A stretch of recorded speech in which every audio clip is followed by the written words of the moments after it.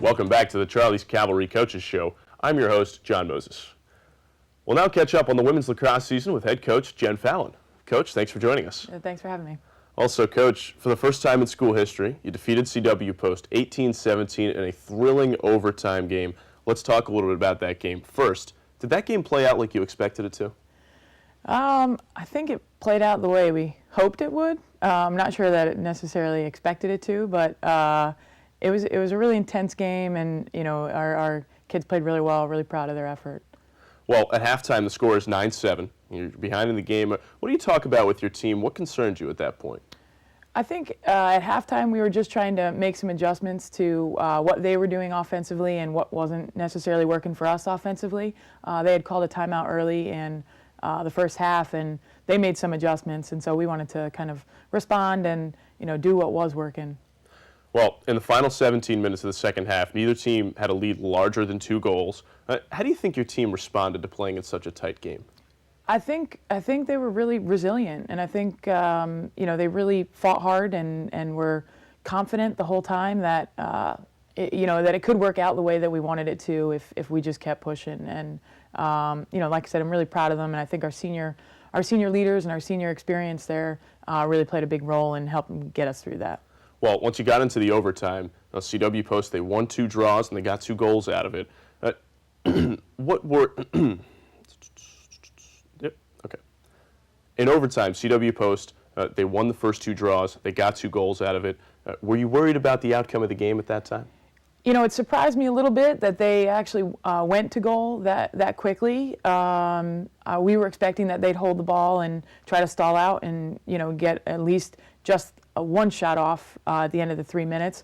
So I was a little bit surprised, but it ended up working out in our favor in the sense that when the ball goes back to the center on a draw, it's a 50-50 ball. So we ended up getting some chances that if they had held the ball, we might not have had. So, it worked out, and, it's always concerning when you're down 2 goals, but, goals happen so quickly, and especially when it goes back to the center, and we know it was a 50-50 situation there. Even statistically, both teams were struggling to really get control, so we knew we had at least a chance.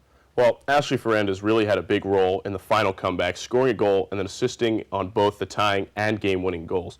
Talk a little about her play down the stretch. Sure. Ashley is always our quarterback, and we talk all the time about how she needs to have the ball and she needs to be in control. And I think she took it upon herself to make sure that she was dictating what was going to happen. And being a fifth-year senior, there's nobody else that we'd rather have in that situation. She knows the game, and she knows situationally what's the best options, and so it worked out perfectly for us. Yeah, I really thought she showed some great leadership down the stretch because she's so knowledgeable about the game.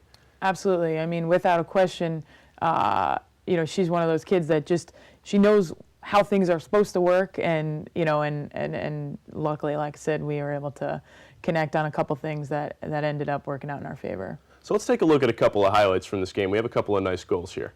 All right, so take us through this situation right here. I'm not sure what happened there. I think that. So now this is a big play. This looks like at some point in the first half, and you get a nice goal on it. Right. It was. I think that was Sarah Magnone there. Nice feed in from Marissa Fisher. So it was a good opportunity, and Magnone's been finishing really well for us. And then on this final highlight, big moment here for Ash. Sure, that's a great job on a crease roll there. The defender was out of position. She took advantage and was just able to beat her and beat the goalkeeper as well. Well, Maureen Spellman really had a great game. 18 saves, a key interception with 1:44 left in overtime that led to the game-winning goal. Talk about her performance against Post. Maureen has been playing well all season, but I think this was, definitely the highlight of her career thus far. She made some great saves on, kids that are great shooters, and they were timely, and they were, just big saves. So she was a huge part, and in my opinion, the goalkeeping was the difference in the game. So, we're lucky she's on our side. All right, so let's take a look at these final 2 highlights here. Big moments in the game down here in overtime. Maureen comes up with a steal, and then you get the goal on the other side of it. Yeah, sure. I mean, they're right there. If they can possess that ball, we're in trouble, especially when Jackie Celio gets it behind and is looking to feed it in. So for her to pick that off, it takes a lot of courage for her to come out and and pick that off, because if she doesn't, it's an open cage pretty much. So it was a great play by her. All right, so let's see the final, the game-winning goal here, assisted Sure. by Ashley Fernandez. I mean, Ashley, just Catherine does a good job of losing her cutter, and then Ashley literally just floats it right into her stick, knowing that Catherine needed it to be perfect in order to catch and finish in such a short time and not a great angle. So. Well, Catherine's actually played very well in the early season. She was Northeast 10 Rookie of the Week last week. Talk a little bit about her game and how she's adjusting to the college game. Yeah, she's coming along really well. She's very solid, stick work wise. She's a great athlete. She does exactly what we ask her to do. She doesn't try to do too much. She knows her role. So she's been a huge plus on both sides of the ball. She's a good defender, and we're working on her in certain little things that she needs to get better at, but over the course of time, she's going to be a huge contributor for us. Well, an interesting trend has developed. Now you've slayed two teams that you've traditionally struggled with, beating Merrimack, who you lost to 4 times in the last 2 years, and then beating CW Post for the first time in program history. Talk about what those 2 wins mean to your program.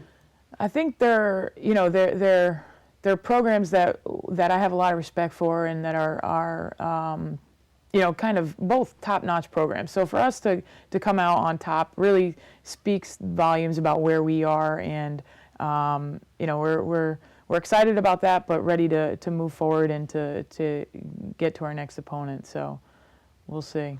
Well, one thing that I noticed about your team against CW Post was that everybody was locked into that game. Now, talk a little about the focus you've seen from your team in the early season. I think we've really been drilling home that in order to make the NCAA tournament, we have to get good results against good teams. Otherwise, you don't even get considered. So they know that every opportunity that we go out there, that we have to play well. And if we don't play well, these teams are all good enough to beat us. So we haven't needed to really do a lot of motivating. They're all like you said, locked in and ready to go every day. I mean, we haven't even, and I should knock on wood, but we haven't even had really a spell during a game where we felt like we weren't playing well. So hopefully that continues, and we can keep up what we've been doing.